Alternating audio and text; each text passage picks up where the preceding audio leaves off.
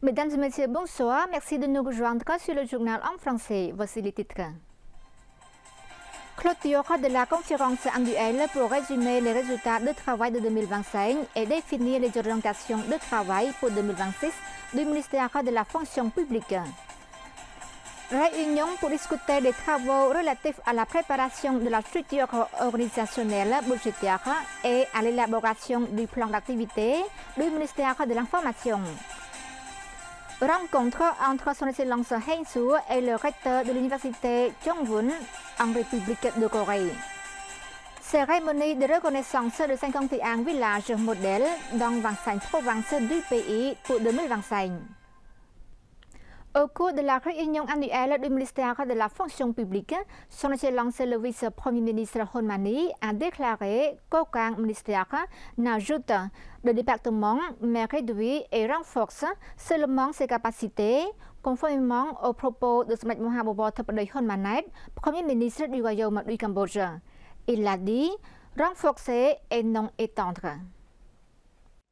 Dans la matinée du 26 mars 2026, Son Excellence Hon Mani, vice-premier ministre et ministre du ministère de la fonction publique, représentant de Samdech Mahabobor Thepday Hon Manet, premier ministre du Royaume du Cambodge, a présidé la cérémonie de clôture de la conférence annuelle pour résumer les résultats de travail de 2025 et définir les orientations de travail pour 2026 du ministère de la fonction publique.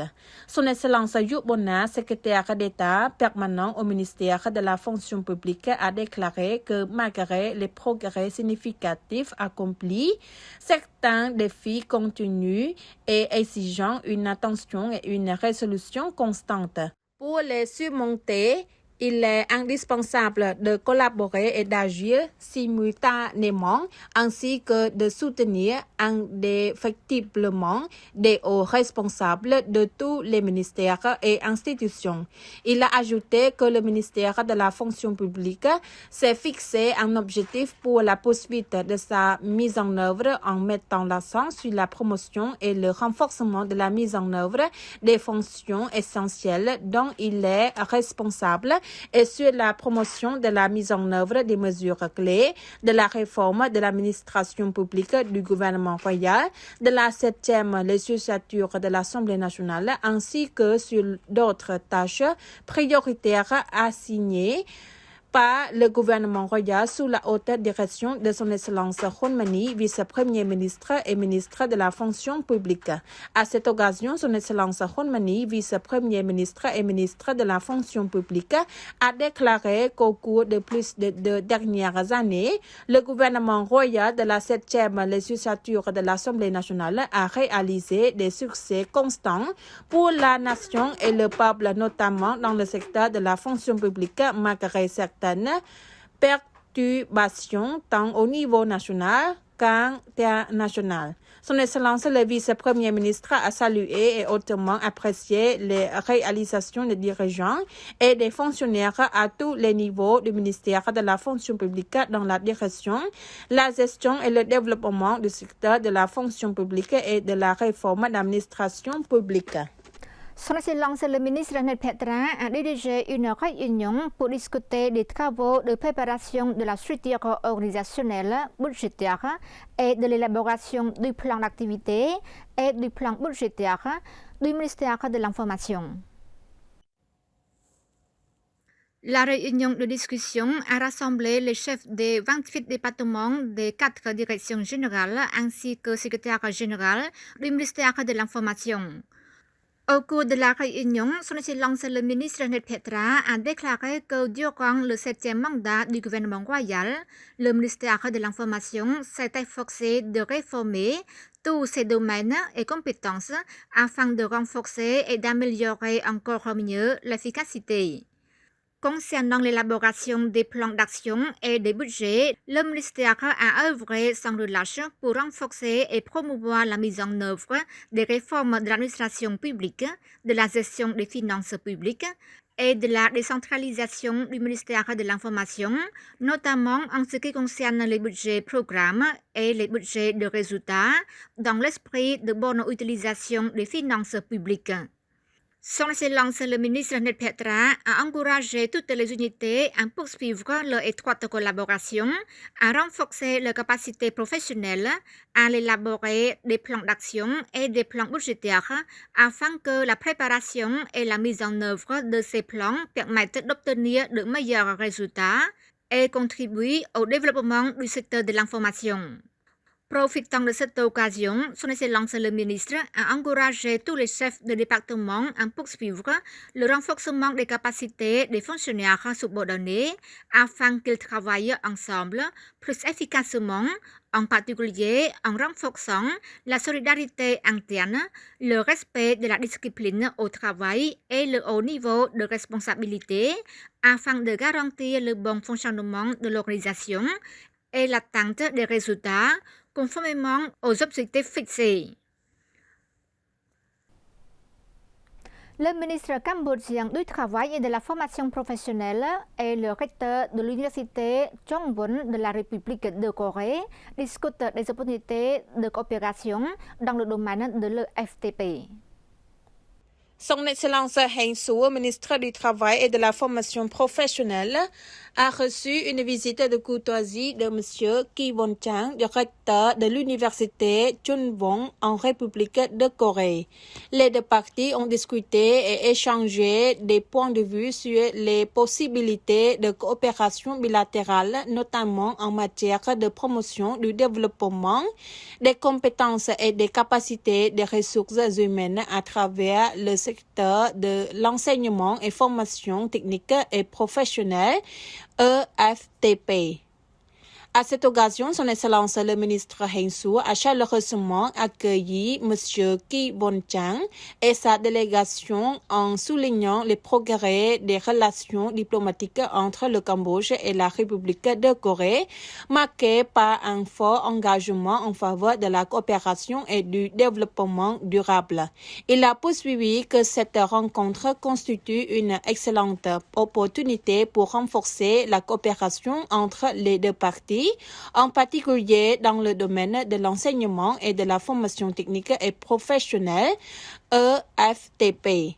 Son Excellence le ministre a souligné l'importance des programmes de FTP pour le développement des ressources humaines et le pays. Il a précisé que le système de FTP du Cambodge s'étend des certificats professionnels au diplôme d'ingénieur technique et appliqué. Dans ce mandat, le Cambodge privilégie les certificats au diplôme de licence car il souhaite utiliser les programmes de FTP pour faciliter l'accès au marché du travail aux familles les plus pauvres en leur fournissant les compétences nécessaires pour trouver un emploi dans le système formel, ce qui leur apportera de nombreux avantages au-delà du simple salaire. Par ailleurs, le gouvernement royal du Cambodge investit massivement dans le développement des compétences et la formation professionnelle par le biais de ce programme de FTP qui offre gratuitement aux jeunes adaptés aux besoins et à l'évolution du marché du travail. En réponse, M. Ki Won-chang a indiqué disposer d'une vaste expérience dans le domaine de la TVET acquise à travers ses activités dans le secteur de l'éducation en République de Corée au sein d'organisations internationales et à l'étranger. Il comprend ainsi pleinement l'importance de la TVET dans le processus de développement national et s'intéresse particulièrement au rôle du ministère du Travail et de la Formation professionnelle dans ce domaine. Il a également précisé que l'université Chongbun bénéficie de bourses de l'agence KOICA pour des programmes de master en électricité et électronique, offrant ainsi des opportunités pour les enseignants cambodgiens de la TVET de poursuivre leurs études. À l'issue de cette rencontre importante, productive et tournée vers l'avenir, les deux parties espèrent établir une coopération fructueuse à l'avenir afin de promouvoir conjointement les programmes de TVET dans un cadre bilatéral entre la République de Corée et le Cambodge. Le ministère du Développement rural a organisé une cérémonie pour reconnaître et remettre des certificats à 51 villages modèles dans 25 provinces pour 2025.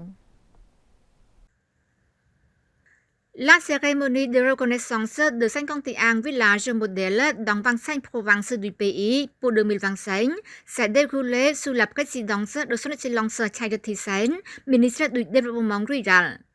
Son Excellence Chayat Thaisen a souligné que c'est la deuxième fois que le ministère du Développement rural organise une cérémonie pour reconnaître officiellement les villages modèles, ce qui peut être considéré comme un autre succès pour les efforts de développement rural conformément à la vision de construire une société rurale cambodgienne prospère, équitable et durable dans tous les aspects économiques, sociaux et culturels.